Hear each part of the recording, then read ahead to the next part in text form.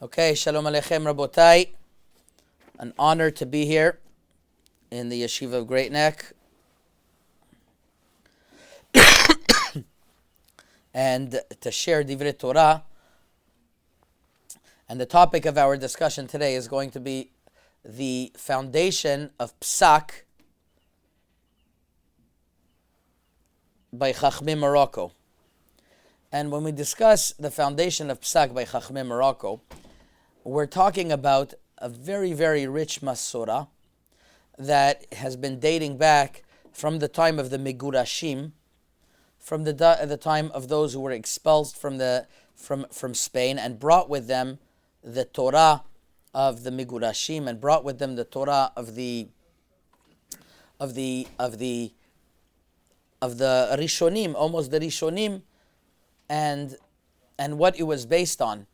And the reason why it's so important to understand the foundation of Psak Halacha, especially according to Chachmei Morocco, is because not only is it very well founded, and not only it circumvents many of the halachic questions that there are nowadays, and not only is it very clear on how to be posek, but it also gives a connection to the past, and it makes a person keep that Masorah that was the Psak Halacha from Sfarad.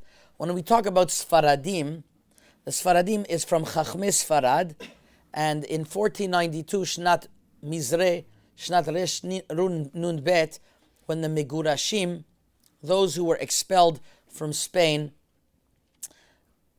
came to different countries, that's what formed the Sfaradim. 50,000 Jews, according to the Abar Benel in the Sefer Zevach Pesach, came to Morocco.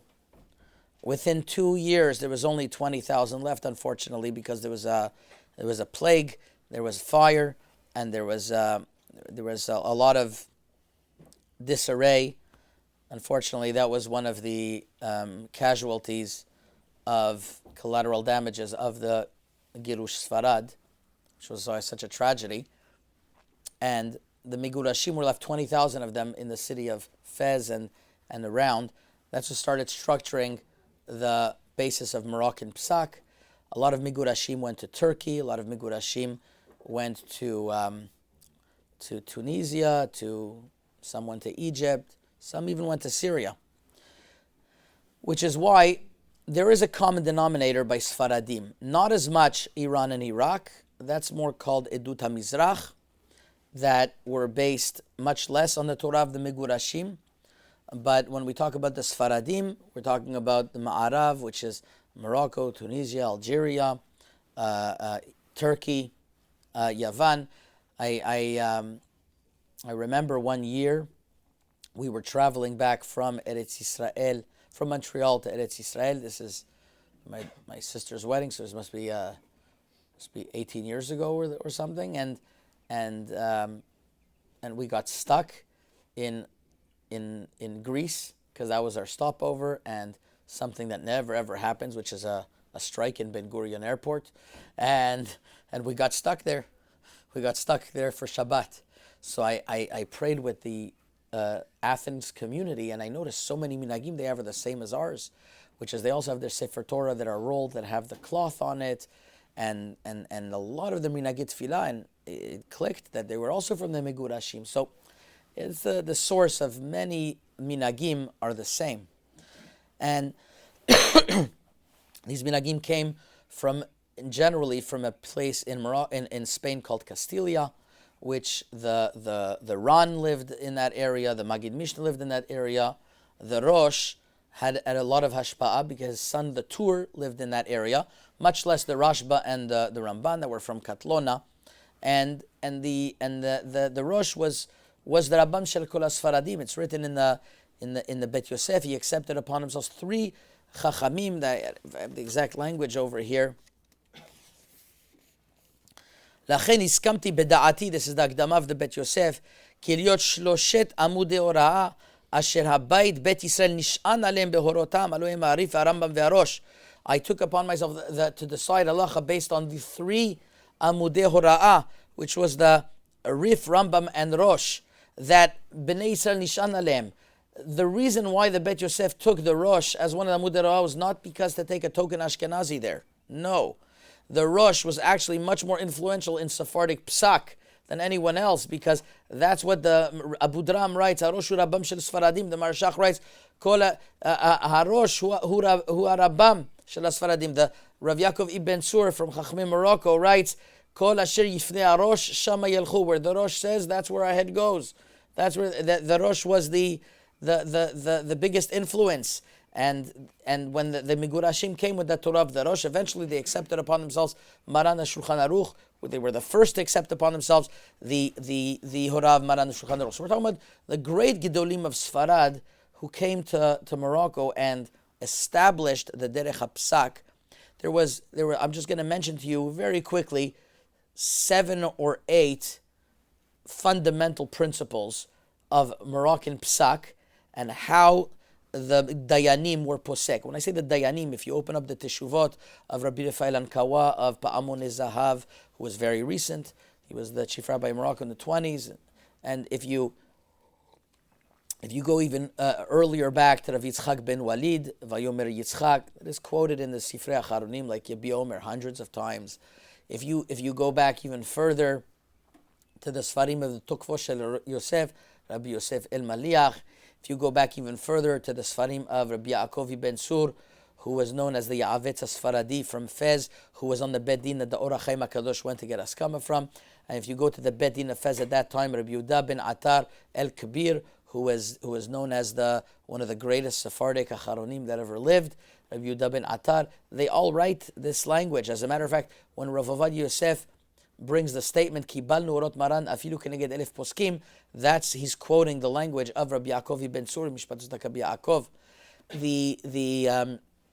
If you go back even further, then you have the great Rabbi Shaul Serero, or the great Rav Avram ben Musa, the great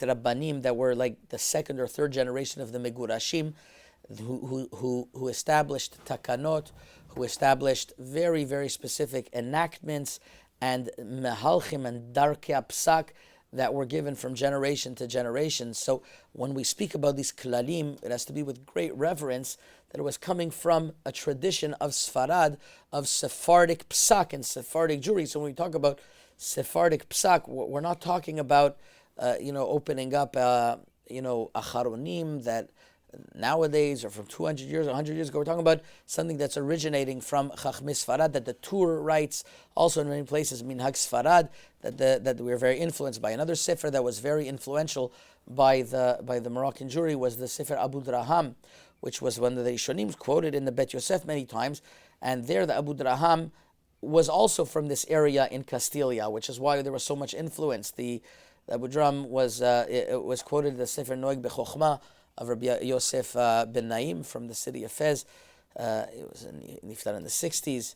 His whole library is not far away in YU.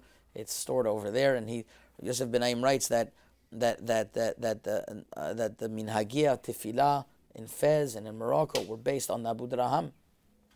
A lot of different minhagim that are brought down in the Bet Yosef is based on the Abu Draham, because that was a lot of the hashpa'ah of the Sephardic psak was from the Abu Yosef, the Abu Draham of the Rosh, and then obviously the Bet Yosef and the Shulchan Aruch took the prime precedence. But we still have minhagim from the Rosh that all Sephardic communities keep. For example, in the laws of eating chamin on Shabbat, we are lenient, like the opinion of Hananya, that as long as ma'achal is ma'achal ben drosai, you don't need to cover the pot, you don't need to cover the ashes or whatever else. That's because even though the Shulchan Aruch says not that way, we followed the Rosh because Bnei Yisrael adukim be'mitzvat oneg Shabbat. You can't tell them not to have their chamin the way they wanted. And Rav Ovadia, Rav Ben Sion, they all say the minhag is like the Rosh over here, because the Rosh had this influence. Majority of things not that way. Majority of things when the Bet Yosef decided something against the Rosh, that's where it's followed. But there are many, many places in the Bet Yosef where he leans like the Rosh, because it was such a strong hashpah, especially if it's 2 out of the 3, that's how the halacha was decided. Another Another, and once the Sfaradim accepted upon themselves the Migurashim accepted upon themselves the Bet Yosef, the Shulchan Aruch and his klal of 2 out of 3, they accepted the Shulchan Aruch in such a strong manner that it's much more it's much stronger than other kehilot. The for example, by Birkat HaMilah, Brit Milah, by the Edut HaMizrach, who didn't follow the Shulchan Aruch to the same degree that Edut HaMa'arav. And they, for example, they if you look at a Brit Milah by Chachmei HaMizrach, they say the Birkat Le'achnu Shesh L'Avram Avinu before the bracha of the Chituch and the Priya, which is against the Shulchan Aruch. Shulchan Aruch says to do it between the Priya, between the Chituch and the Priya. But in the Sfaradim of Morocco, did the bracha like the Shulchan Aruch, and the Ashkenazim also do this way between the Chituch and the Priya. Also the Kos Sheva Barachot, there was only one cup. That's like that Maran the Shulchan Aruch. Edut HaMizrach don't follow that. Many examples that I could delineate where Chachmei HaMa'arav were very connected to the Psakim Maran Shulchan Aruch in a much more diligent way than other edot. Another very important klal by Chachmei HaMa'arav was the acceptance of the Ramah. The acceptance of the Ramah. Although any time where there's a machloket between Shulchan Aruch and Ramah, the halacha by the Sfaradim is to follow the Shulchan Aruch. But when the Shulchan Aruch doesn't express his opinion and the Ramah expresses his opinion, and the Ramah expresses his opinion, and then there's a bunch of Acharonim that attack the Ramah, like the Shach, the Taz, the Magen Avram, and others. So how do we follow? So the Ashkenazi communities will not always follow the Ramah. They'll sometimes go to the Shach, the Taz, and others. By the Moroccan communities, they accepted Moram, which is the Ramah, stronger than other poskim. When Shulchan Aruch didn't speak, they accepted Moram ke'elef poskim. That's written in all the klalim of the Chachmei Morocco. It was also written this way in the klal in the klal that if there would be a yesh omrim and a yesh cholkim, I'll read you the exact language, that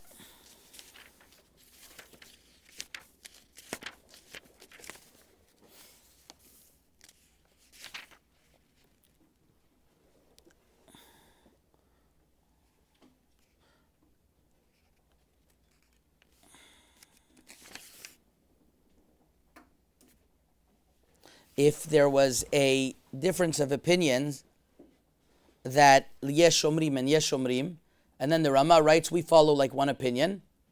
So usually if Ramah doesn't write anything, yesh omrim v'yesh omrim, we follow the second yesh omrim. But if the Ramah wrote an opinion, we would follow the Ramah. As happens in Choshen Mishpat many times, the Sefer Pa'amun Zahav, which was one of the most central Sfarim on Choshen Mishpat for anybody learning Choshen Mishpat. My friend told me that Rav Pinchasi from Eretz Yisrael said that the way to learn Choshen Mishpat is the Shulchan Aruch, Bet Yosef, Shulchan Aruch, and afterwards you have to learn Pa'amun Zahav from Rabbi Yifai Kawa, which is systematic in explaining Psak. And there he says in the Psak, a lot of times if the Ramah expressed one opinion, in which Yeshomrim we go by, that's how we're posek. Another klal by Chachmei Morocco was if it's written Yeshomrim v'yesh cholkim, then although there is a big discussion, does yesh cholkim mean like v'yesh omrim, which means you follow the second yesh omrim? The Kabbalah from Rabotenu in Fez was to go like the first yesh omrim, like the Sefer Pirchei Shoshanim writes. So there are those who argue, but there's an important dynamic over there. So how many klalim did we say so far? Number one is that the Rosh and the Abu Dram were a big hashpa'ah on the Chachmei Morocco. Number two, the Chachmei Morocco accepted the opinion of Maran very, very strongly, like more than like the Sefer Edut Behi Yosef writes for Yosef Samaon, Kibal Norod Maran Yoter v'Yoter b'Ma'arav mikol ha'kehilot achirot. And then you have that if Maran didn't express his opinion, we follow the opinion of Moram, of the Ramah. Then you have when it's written Yesh Omrim v'Yesh Cholkim, some say that we followed the first Yesh Omrim. Then there's another klal, a very important klal by Chachmei Morocco, that the Kabbalah of Maran HaShulchan Aruch was defined as a Kabbalah only in what was written in the Bet Yosef and the Shulchan Aruch. Not what was written in the Afkat Rochel, in the Sotut Shuvot Bet Yosef, or in the Kesef Mishneh, or even in the Bet Kabayit. It was limited to the Bet Yosef and Shulchan Aruch. And the logic behind it, Rabbi David Ovadia writes in a Ma'amar in the Sefer Nagu Am, a very important Ma'amar, is that the acceptance of the Shulchan Aruch was based on his Derech HaPsak of 2 out of 3, which the Rav of the Bet Yosef was the Mari Beirav. Mari Beirav was actually in Morocco, and he taught this rule of Tre Migutlat, 2 out of 3. So it was already a rule that was very well known and accepted in Morocco. So when Maran Bet Yosef came along and adopted this rule as a Derech HaPsak, so it was very well accepted, you could imagine, in Morocco, because that's how the Derech HaPsak was always kept throughout the generations. So that is another very important klal. Another important klal is in Davar Shebe'erva, anything that had to do with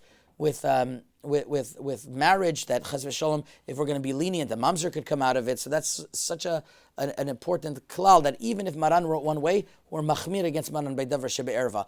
And many Sfaradim followed this klal, that we're machmir on Davar Shebe'erva.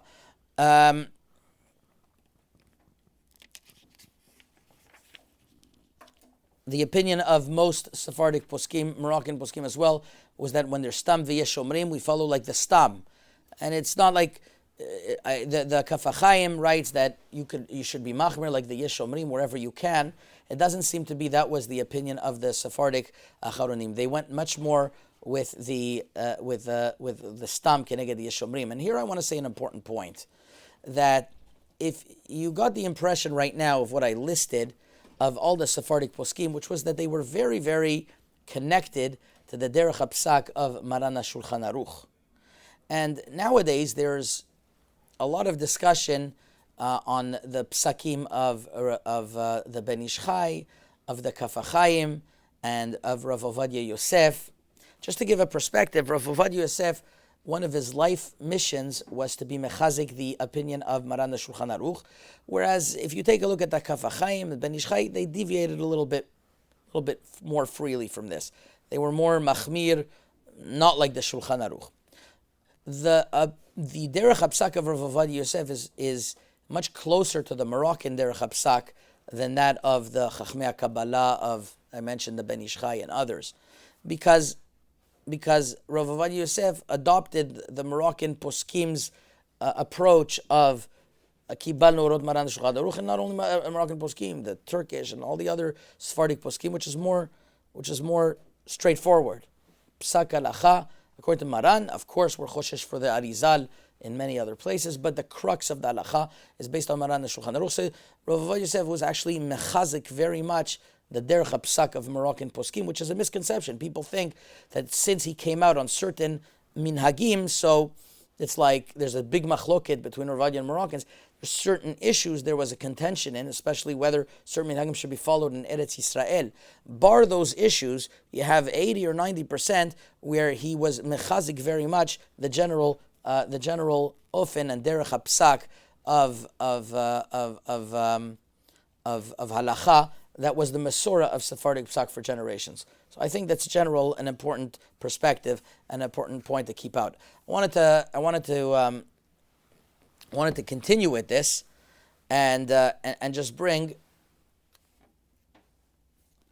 a few key examples where the Masorah and the Masorah of the Psak of the Sfaradim is something that is getting lost, and is something that there is I would say a confusion, and it's just because research was not done to it, and myself included, that we look at things nowadays and we think it's one way, but it's really the opposite. There's many examples that I thought a certain thing was that maybe the Moroccans got from the Ashkenazim, and maybe the Edut HaMizrach were from the Sephardim, was the original Sephardic thing, and maybe in Moroccans they were influenced, and the opposite happened to be true. After I researched it, the opposite happened to be true. For example, the bracha on Hallel.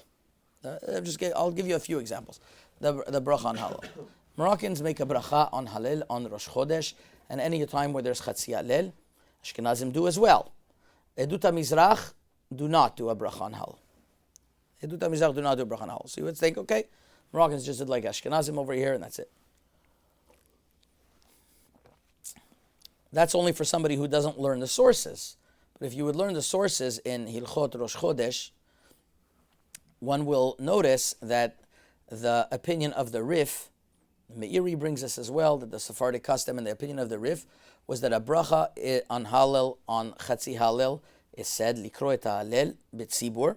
That was the minhag of the Sephardic countries. The Ran writes that this is the minhag of the Sephardic country. Maggid Mishnah writes the Sephardic countries. The Beit Yosef writes that this was the Sephardic minhag.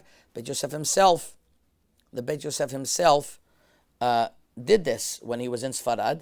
And it's very possible even when he moved to Eretz Yisrael, he kept on making a bracha on halal, because he writes in Shilot Utshuvot Beit Yosef, I didn't deviate from any of my minhagim that I did once I was in Eretz Yisrael.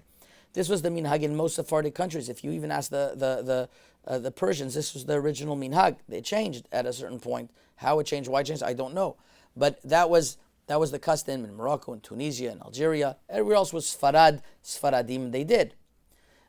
The Rambam writes not to make a bracha on halal, and that was the minhag in Eretz Yisrael by the Misto Aravim, not the Sfaradim. The original Eretz Yisrael kehilot there did like the Rambam, that they didn't do a bracha on halal because you don't do a bracha on a minhag. And the question is that, so this is a perfect example that the original minhag Sfarad was to make a bracha on halal, like the Ran, the Maggid Mishnah, the Beit Yosef, right? And the Rif, who was one of the great Sephardic commentators, writes that this was the halacha, whereas the Rambam says not that way, which was a very great opinion, and Edut HaMizrach, some Edut HaMizrach adopted that opinion, especially the Syrians and others, but it's not a Ashkenazim, Sephardim. Ashkenazim have another opinion. They do halal even b'yachid, a bracha on halal even b'yachid, like the opinion of Rabbeinu Tam. So it's just a matter of knowing what are the minhagim. Some say that they notice that some of the Sifrei Torah by the Moroccans are not in a box. They're in they're big Galil. I remember when I was growing up, I would sometimes be with the Syrian community. I was like, oh, isn't this like Ashkenazim? They would ask me. So I pointed out to them that on the contrary, this was the original Sifrei Torah, how they were in the time of Chazal. Rav Meir Mazuz brings a proof to this because it's written in the Halacha that you're not allowed to be golel Sefer Torah mitoch tik. You're not allowed to be golel a Sefer Torah in its own covering, in its own box. Now, if you have the boxes the way that the Edut HaMizrach have nowadays, so that's being golel a Sefer Torah in its box. So Ben Sina Vashol points this out, and he says he has a few yeshuvim why it will be allowed. But essentially, the Gemara says that it wasn't that way. You weren't allowed to do a Sefer Torah mitoch hatik. This was how the Sifrei Torah throughout the generations were. Now, the difference between Moroccan and Ashkenazi Sifrei Torah is by the Moroccan Sifrei Torah they have like a cloth cover around it, and that's also to circumvent the very important issue of not touching a Sefer Torah arum. There's an Ode Bihuda which just discusses, let's say a Sefer Torah has its Atzichayim. Touch the Atzichayim, is that considered that you're still touching a Sefer Torah arum? We are machmer, which is why we have a cover, which is why it's not like you're touching a Sefer Torah arum. That's an important custom. It makes it harder for the people to do glila, hagba'ah, or marei aktav, because they have to lift a Sefer Torah much stronger. But that's another example where you would think, well, it's a Sefer Torah, maybe it came from Ashkenazi sources. Rav Mazuz points out this was the original Sephardic Sefer Torah. I don't know where it evolved, when it evolved, and it's a much more in style nowadays to have the Sefer Torah that are in boxes, but it comes at a price. You have to be miyashiv why it's not called Golel Sefer Torah mitoch hatik. So another example that I'm guilty of myself that I just researched, is maybe I'll give a shiur at length more at it, was that people would ask me for years, what's with the Moroccans that they wear stripes on their talit? Talit should be white on white, like the other Edut HaMizrach. Talit should be white on white. And I was guilty of that, and I told myself, probably that's what they sold, but there's no real reason to it. Stripes, not stripes, gold. That's what I told myself at the beginning, and it's just because I was lacking basic education. I had an opportunity. Somebody asked me from Lakewood a few months ago, because in Lakewood the Moroccans are very much in the Syrian community, and they want to identify as different. They know that they wear black. They wear black stripes. So I said, okay, maybe, I don't know, is it really a big deal? White, black, who cares? Like, obviously, who cares? The Rav of the Trumat Hadesh and the Leket HaYosher writes that the minhag was to have stripes on the talit to remind us Zecher Latchelet. To remember Zecher Latchelet. The Pri Megadim in Orach Chaim Simantet brings from the Elia Rabbah, brings from his Zikno, that the reason why we have stripes on our talit is to remind ourselves of Zecher Latchelet. Wow. There's the source. They're going to tell me, I realize that, but what does that have to do with Moroccans? That's Ashkenazim. Moroccans never had such a custom. So a dear friend of mine, Rabbi Yosef Peretz from Panama, showed me that the Sefer of Rabbi Moshe Toledano, the Sefer Melechet Kodesh, a Perush on Chumash, was recently printed. And there he writes in Parashat Truman, Rashi says that Tchelet is Yarok. Ask Rabbi Moshe Toledano, it's not. Yeah, we know it's not Yarok. We know that it's a color that we say in Arabic, Samoya.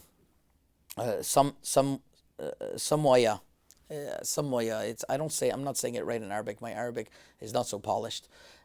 I only know the bad words. So it's written over there. It's a blue color. He says, like says Rav Moshe Toledano, and I could show you the source afterwards. Inside.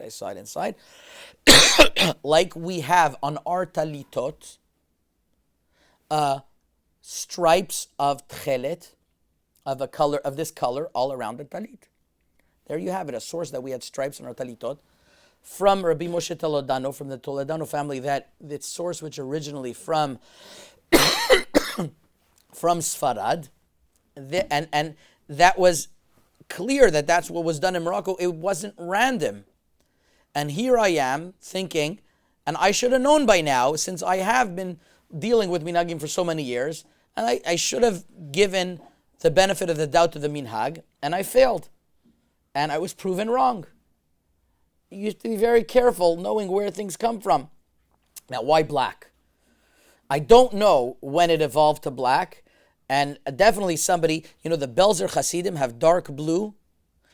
The talitot that you see that have blue, that's not tchelet. That's a very different type of blue. I don't know if that's zecher latchelet, but the Belzer Hasidim wear a dark blue talit, which is the color of tchelet is very similar to a dark blue or dark black, or almost black. Dark blue similar to black. I found so I have a suggestion why black. It could be I'm wrong, but I found somebody else write this as well. A Dayan from Haifa write this as well. Is that black symbolizes the Rambam in Chotzitzit writes what color is the tchelet. He says you take a chilazon fish and you extract its blood vidyo shachor, and it's black shachor, and then they make it blue somehow, or they make it tchelet, whatever that color is. I'm not getting into that controversy.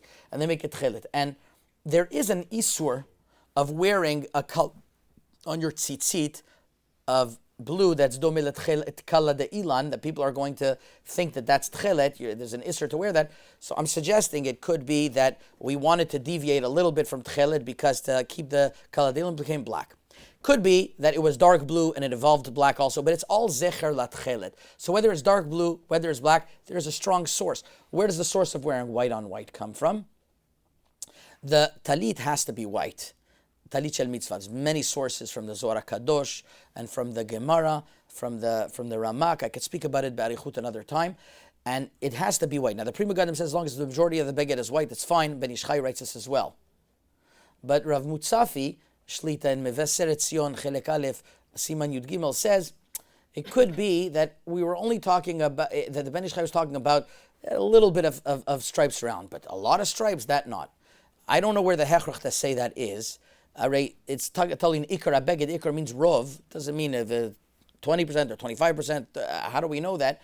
But al kol panim, eduta mizrach. It seems to be they wanted to have kulo white, so they started adopting that. Where does it come from? There's a marshal in Yam Shel Shlomo in Yevamot, Perek Aleph. I think it's Osiman Gimel, who writes that the talit, even the meshi is white, even the atara is white, and everything else is white. So here you have the minhag edut mizrach is Beit Marshal and Ashkenazi. Not only that, and the Sharei Tshuva brings it down as Siman Dalid. So the sources of a white on white talit originally comes from Ashkenaz, and that's what edut mizrach have. The sources of a black talit, which I saw Baba Sali's talit himself was black, was white and black stripes. And that comes from Sfarad, as we know from Rabbi Moshe Toledano. So each thing you think is one way, it's not necessarily, it could be the other. So those who have a minhag of wearing black stripes, a minhag kadosh, a minhag of wearing stripes, whether it's dark blue or whether it's black, I'm not getting it, but stripes is a minhag kadosh. And that's something definitely should be kept. And that's just another example where it plays itself out, that you think a minhag is one way and it's not the other, and everything is dependent upon a sugya. So I think I gave a brief overview of minhagim, of minhagim Morocco, minhagim Sfarad in general, and I gave that perspective. And I hope that that this is really a lesson for us to learn things in depth and understand the sugya and come with reverence whenever we come. And I'm giving musr to myself. Come with reverence to minhagei Yisrael, minhagei Yisrael Torahem, and definitely it's a part and parcel of our Masoret HaPsak. Chazak u'Baruch.